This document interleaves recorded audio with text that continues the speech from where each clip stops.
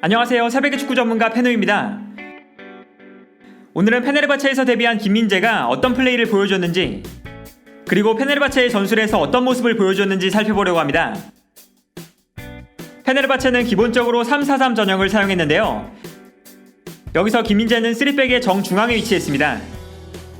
그리고 김민재의 역할은 페네르바체가 굉장히 높은 수비 라인을 가져가면서 공격적인 경기를 펼쳤는데, 이때 수비 뒷공간을 커버하는 것이었는데요. 김민재는 빠른 발을 활용해서 수비 뒷공간을 커버하는 데 훌륭한 모습을 보여줬습니다. 경기 장면을 봐도 상대팀이 수비 뒷공간으로 패스를 보내줄 때 김민재가 수비 뒷공간을 커버하는 모습을 자주 볼 수 있었는데요.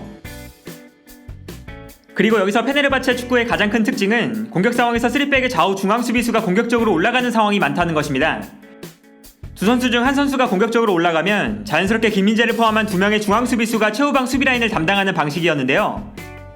살라히와 티세란드는 공격에 가담할 때 풀백처럼 터치라인 끝까지 올라가서 크로스를 올리는 장면도 많았습니다. 예를 들면 윙백이 상대의 측면 수비수를 상대하고 있을 때 살라히가 공격적으로 올라와서 2대1 상황을 만들어주고, 여기에 더해서 측면으로 침투해 들어간 이후에 크로스까지 올려주는 것인데요.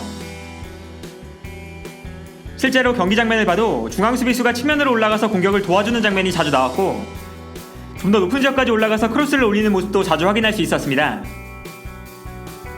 기록으로 봐도 살라히는 크로스 횟수가 3번, 그리고 티세란드는 무려 6번을 기록하면서 일반적인 센터백의 이미지와는 다르게 굉장히 많은 크로스를 시도했습니다. 두 선수의 활동 반경만 봐도 두 선수가 측면으로 굉장히 많이 올라가서 플레이했다는 것을 알 수 있는데요.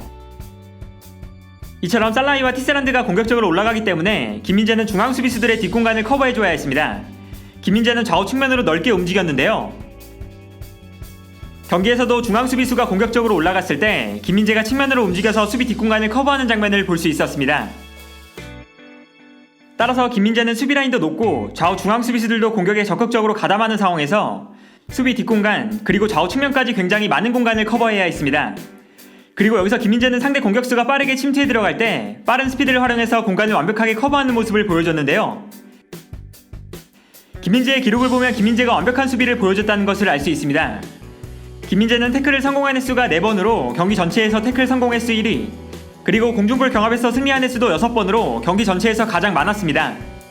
특히 김민재는 상대팀이 페네르바체의 수비 뒷공간을 공략할 때가 많았는데, 이때 상대 공격수와 볼을 경합하는 거의 모든 상황에서 승리하는 모습을 보여줬습니다.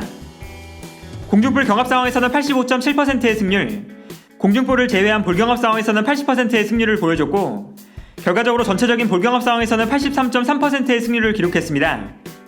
단 한 경기의 기록이지만 지난 시즌 터키 슈페르리그의 기록을 살펴보면 김민재는 지난 시즌 볼경합 상황에서 가장 좋은 모습을 보여줬던 선수들보다 훨씬 좋은 기록을 보여줬습니다. 그만큼 지난 경기에서 김민재의 퍼포먼스는 압도적이었는데요.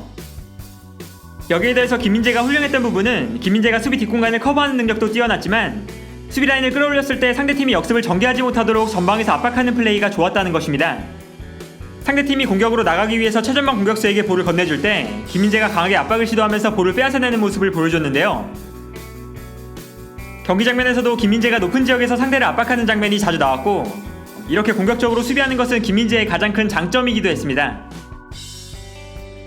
태클을 시도한 위치를 보면 대부분 하프라인 근처에서 태클을 시도했다는 것을 알 수 있는데요. 이처럼 김민재가 뛰어난 활약을 보여주면서 상대팀의 최전방 공격수로 출전했던 하지라이트가 굉장히 저조한 활약을 보여줬습니다. 하지라이트의 기록만 봐도 드리블을 시도한 횟수는 경기 전체에서 가장 많았지만 드리블을 성공한 횟수는 단 한 번뿐이었고, 볼을 경합하는 상황에 17번 참여했는데 단 4번만 승리했습니다. 슈팅도 단 한 차례에 그쳤는데 이 한 번의 슈팅도 김민재가 교체로 경기를 떠난 이후 나왔던 슈팅이었습니다.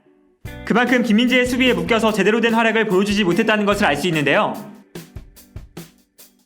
이렇게 김민재는 데뷔 전부터 엄청난 활약을 보여줬고, 코너킥 상황에서는 결정적인 슈팅까지 기록하면서 페네르바체 팬들에게 강렬한 인상을 남겼습니다.